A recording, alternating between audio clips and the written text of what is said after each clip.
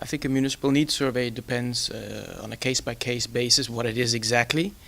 Depends on the mandate of a local government association.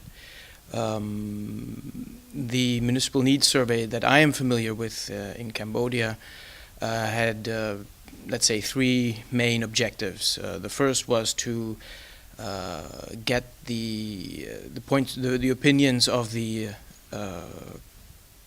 municipalities themselves on their roles and responsibilities according to the law, to make sure they understood what they're doing and to get their perceptions on how they see their roles.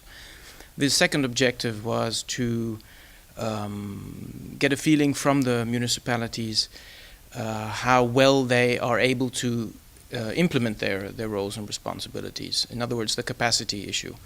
Do they feel they have the capacities to fulfill their roles and responsibilities? Yes.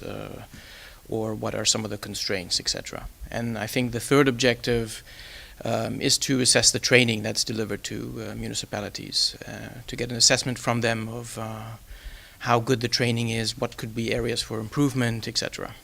The municipal needs survey in Cambodia, the most important strength was that this exercise was carried out in the first place.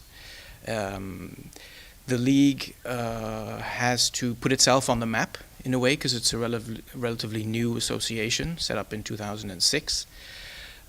So it has to put itself on the map, it has to gain a name for itself, and to show the central government that it has a role to play.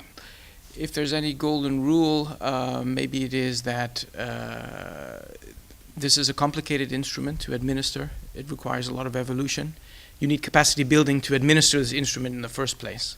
So the municipal needs survey, in a way, is also a product of capacity building. And eventually, ideally, you want the National League, in the Cambodian case, or you want the municipal local government associations to be able to carry out this instrument themselves on a regular basis. So the golden rule is perhaps capacitate these associations so they can do it themselves in a way that they can do it critically as well.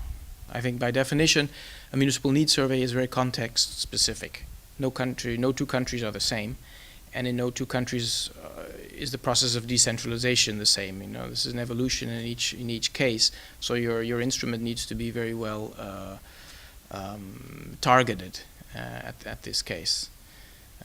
Tailor-made, very much so, and very important to get the local government associations on board. So that they are able to interpret the answers to the questions in such a way that they can make sense for policy. So you don't want the foreign expert to be flying in and out, designing the survey questionnaire, and then when the foreign expert leaves, the local government association is not that interested in the results. So you want them to be very much on board in the design phase.